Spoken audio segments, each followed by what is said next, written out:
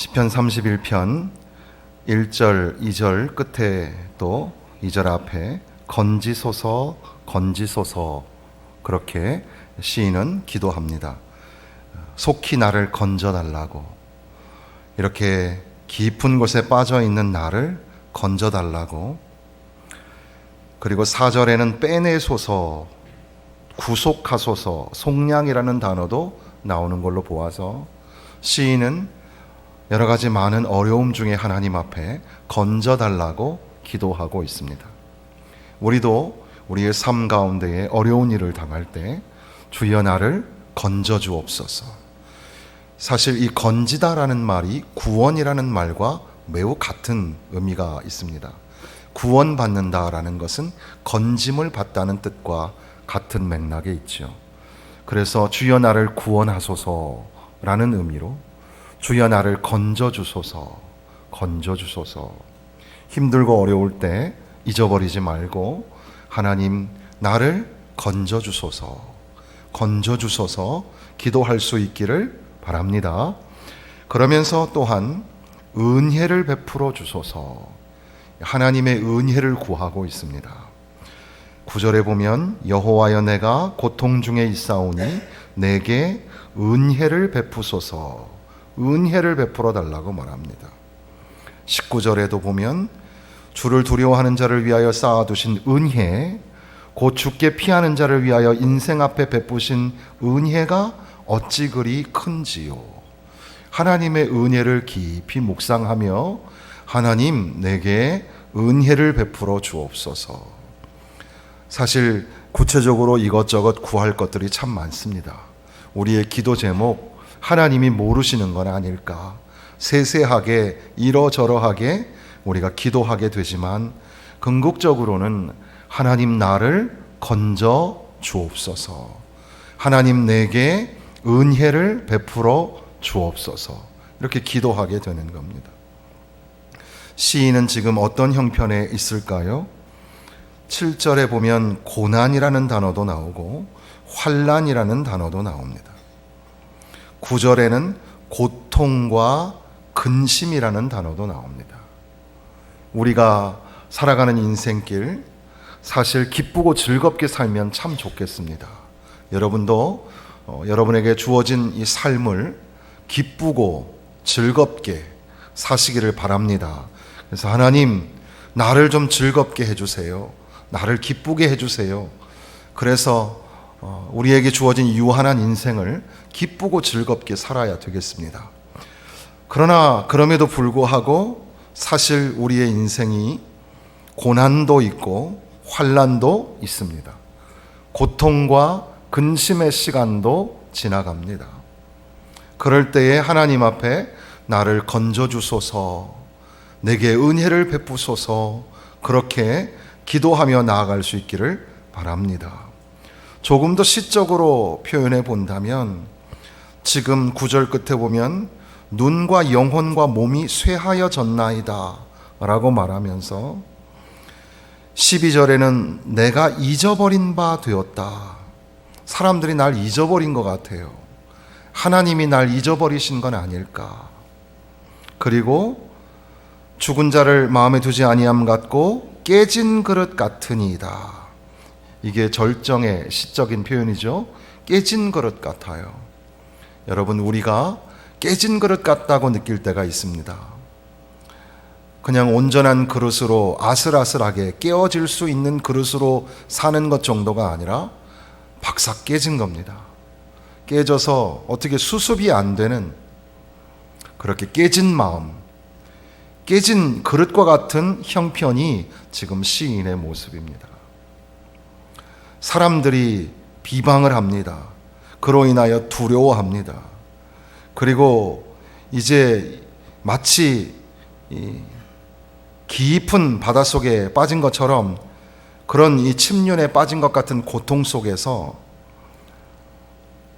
답답함을 가지고 하나님 앞에 주님 내가 주께 피하오니 나를 보호하여 주옵소서, 나를 건져 주옵소서, 내게 은혜를 베풀어 주옵소서, 이렇게 시인이 기도하고 있는 겁니다.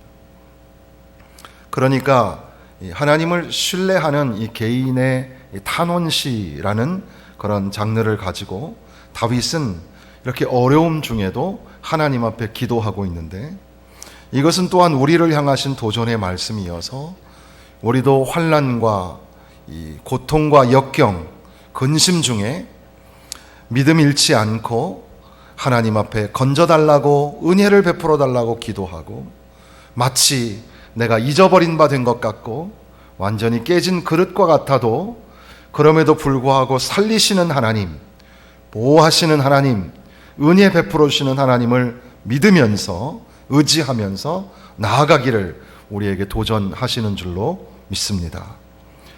그러면서 이제 결론 부분에 가서 오늘 우리가 읽은 이 본문으로 들어오는데, 여호와를 찬송할지어다.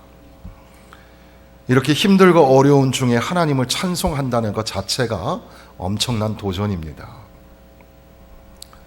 그럼에도 불구하고 찬양할 수 있을까? 하나님, 이 내 원통함을 가지고 하나님 앞에 원망하기가 바쁜데 하나님 나보고 찬양하라니요, 나보고 노래를 부르라니요. 그럼에도 불구하고 시인은 우리에게 도전하듯이 여호와를 찬송할지어다. 그래서 우리의 찬양은 그저 가락에 맞추어 부르는 흥겨운 노래가 아니라 비장한 각오를 담은 하나님을 향한 두터운 신뢰를 가진 신앙 고백입니다. 그것을 가지고 하나님 앞에 찬송을 올려 드리는 겁니다. 더욱 사랑, 더욱 사랑, 내 구주 예수를 더욱 사랑. 아무리 그래도 나는 주님을 사랑할 겁니다. 이전보다 더욱 사랑할 겁니다. 그렇게 고백하는 겁니다. 그러면서 견고한 성에서 그의 놀라운 사랑을 내게 보이셨음이로다. 견고한 성에서 하나님의 사랑을 보았기 때문에 하나님을 찬송하게 된다는 겁니다. 이 시가 거의 다 그렇듯이 이 구절도 양면의 해석이 있습니다. 견고한이란 말은 안전하다라는 말도 있지만 완전히 포위되었다라는 말이 됩니다.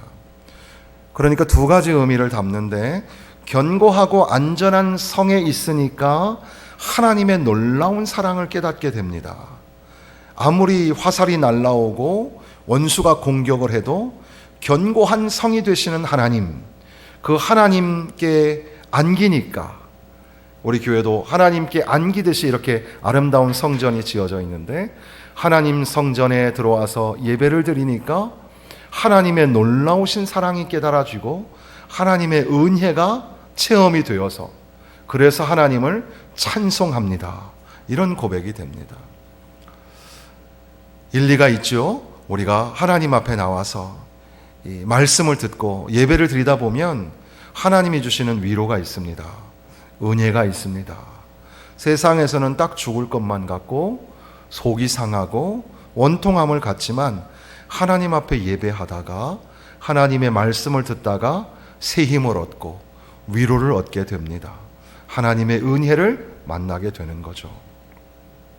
그런데 이 본문은 학자들에 따라서는 전혀 다른 독본으로 읽기도 하는데, 여기 나온 견고한이라는 것은 포위되었다라는 말로도 읽을 수가 있습니다. 그러니까 여러 가지 어려운 난관에 둘러싸여 있는, 포위되어 있는, 이 성이 적군으로 말미암아 포위되어 있는 겁니다.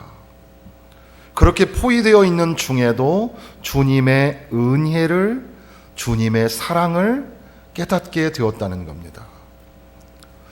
또한 이것도 우리에게 공감이 되는 것은, 우리가 여러 원수들에 의하여, 대적들에 의하여 둘러싸임을 당하고 또 상황이 안 좋게 흘러가는 것 같을 때, 그때가 비로소 하나님의 은혜를 구하는 때이고 하나님의 사랑을 만나는 적기가 될 수도 있다는 거죠.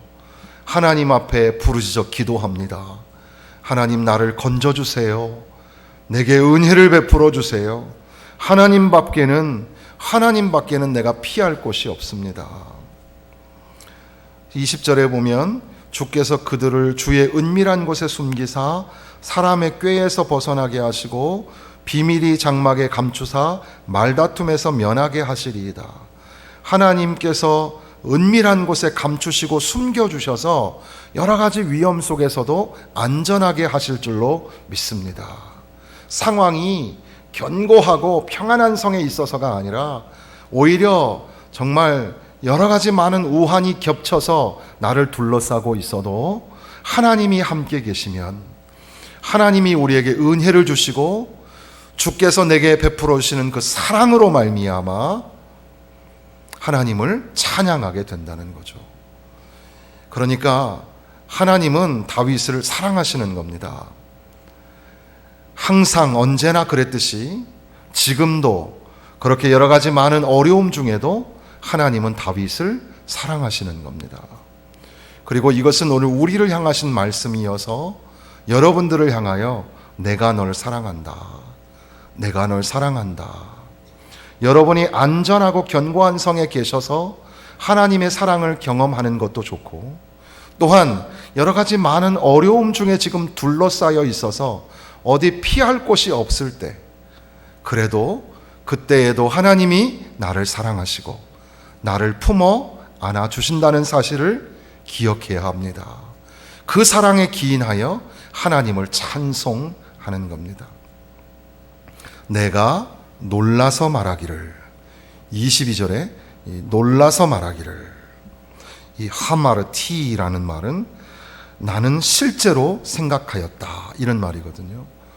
내가 스스로 생각을 해보는 겁니다. 그러니까 남의 이야기가 아니라 나 스스로 경험적으로 느낌적으로 아는 겁니다. 그때 주의 목전에서 끊어졌다 하여 싸우며, 여기 끊어지다 하는 말이 이 히브리어는 카라쉬 이런 말이 같은 어원에서 나오는데, 끊어지다, 제거되다, 잘리다 해서 쫓겨나다라는 말까지 나와요. 그러니까 혼자 속으로 생각해 보니까 나 하나님에게서 끊어졌구나, 하나님에게서 쫓겨났구나, 그런 비참한 생각이 스스로에게 드는 겁니다.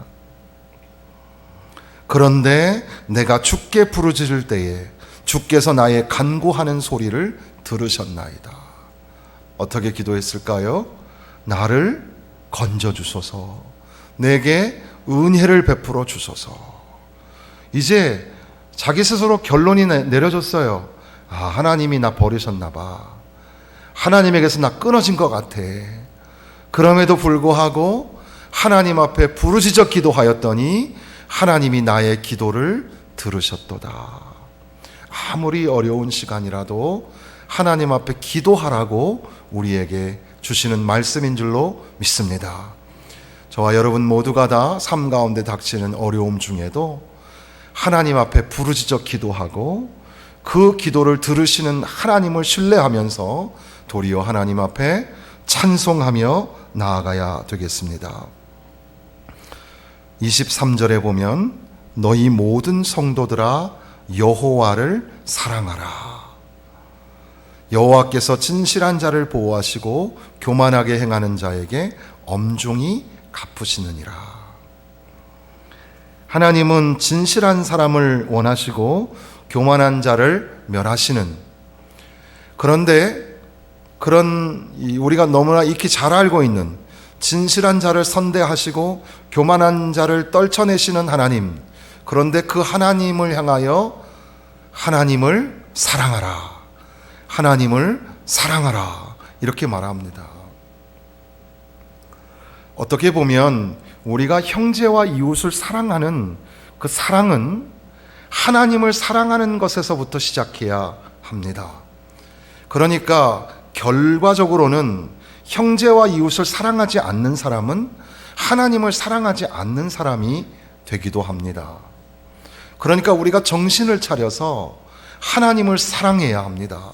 하나님을 사랑하는 그 사랑을 가지고 형제와 이웃을 사랑하는 그런 용기와 도전을 얻게 되는 거죠. 그런데 이 다윗처럼 힘들고 어려운 상황에, 이 깨진 그릇과 같은 그런 절망의 상황 속에서도 하나님의 사랑을 기억하고 하나님의 은혜를 생각하면서 하나님 앞에 기도하는 시인은 이제 자기 영혼을 향하여 그리고 성도들을 향하여, 여기 성도들아 이렇게 되어 있잖아요. 회중을 향하여 선포하기를 여호와를 사랑하라. 하나님을 사랑하라. 한번 해보겠습니다. 하나님을 사랑하라. 하나님을 사랑하라. 하나님을 사랑하는 것과 이웃을 사랑하는 것은 절대 뗄 수 있는 게 아니죠. 그래서 예수님께서는 그 율법사에게 말하기를 마음과 뜻과 정성을 다해서 주 너의 하나님을 사랑하라 하는 것과 내 이웃을 내 몸과 같이 사랑하라 하는 말씀이 율법과 선지자의 최고의 강령이라고 말씀합니다. 그러니까 모든 계명을 하나로 뭉치면 하나님 사랑, 이웃 사랑, 하나님 사랑, 형제 사랑이 되는 거죠. 그런데 이제 다윗은 성도들을 향하여 여호와를 사랑하라, 여호와를 사랑하라 도전하고 있습니다. 여호와를 바라는 너희들아 강하고 담대하라. 하나님의 선하심과 인자하심이 오늘 우리의 고난의 여정 가운데서도 변함없이 함께 하시는 것을 믿기에 두려워 떨지 아니하고 오히려 강하고 담대하라. 강하고 담대하라.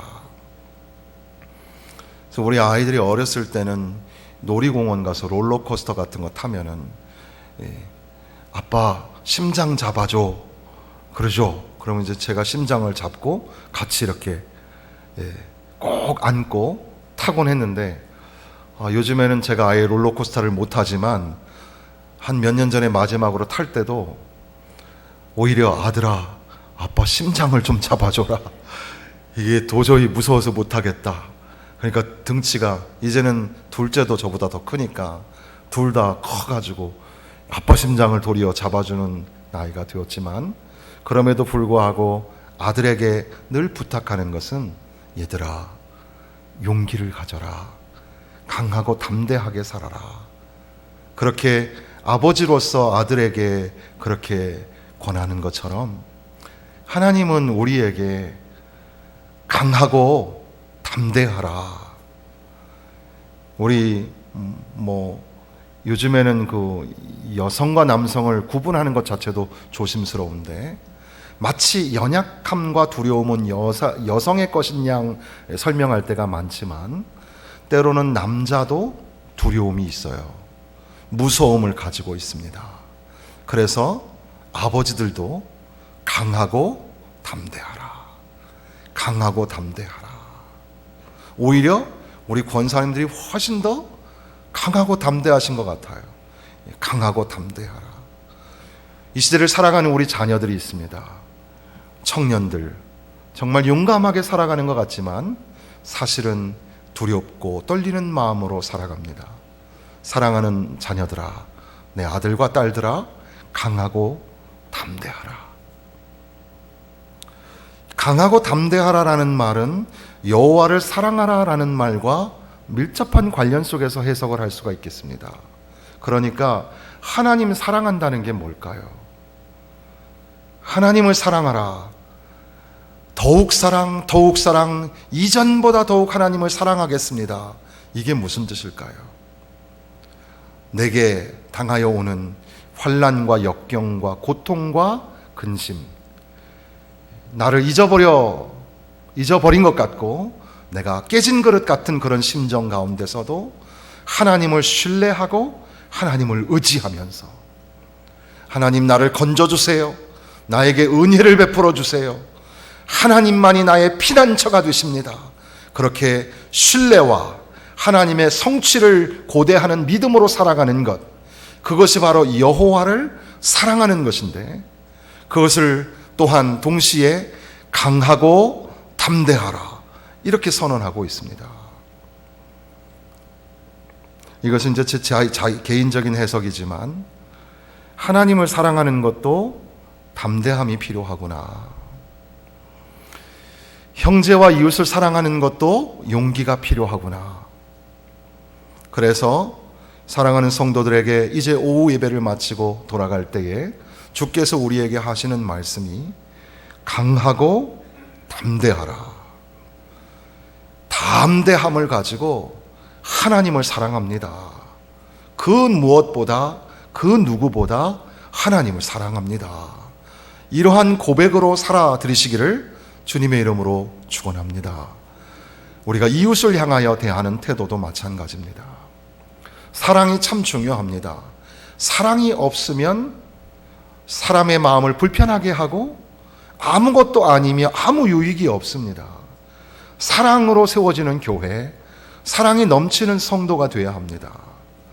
그런데 사랑은 용기가 필요합니다. 사랑할 수 있을까?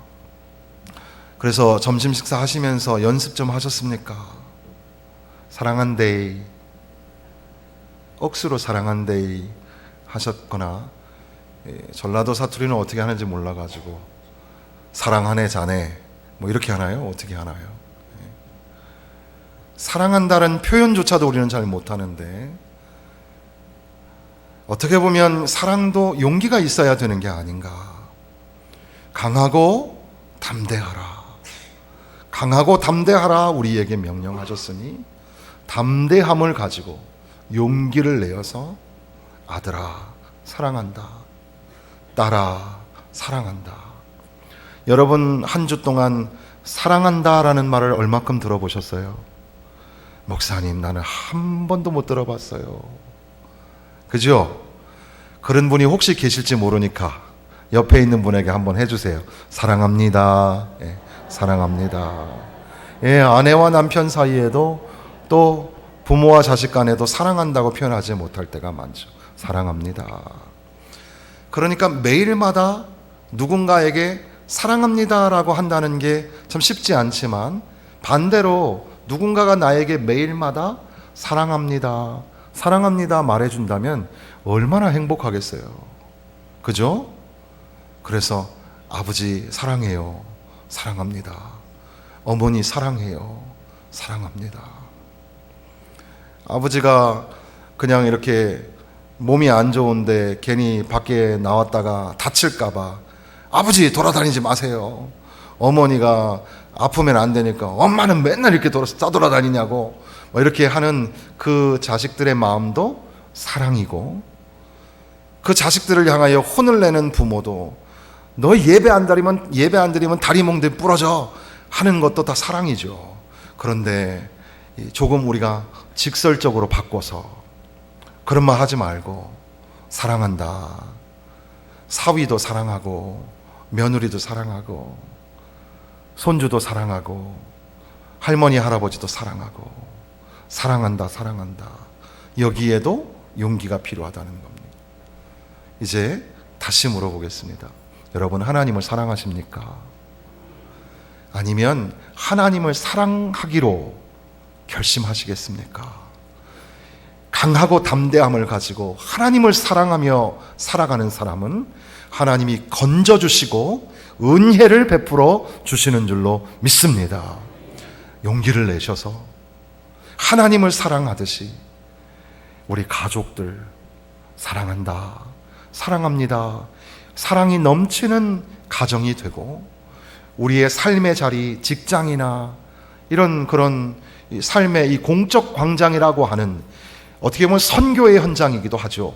그런 삶의 자리에서도 사랑을 베풀며 나누며 세상 모두가 다 사랑이 필요합니다. 일본도 한국도 야당도 여당도 또 동이나 서나 북이나 남이나 다 사랑이 필요합니다. 사랑이 있어야 합니다. 사랑이 넘치는 성도, 사랑이 넘치는 아름다운 곳이 되게 하여 주옵소서. 우리의 소원이 되었으면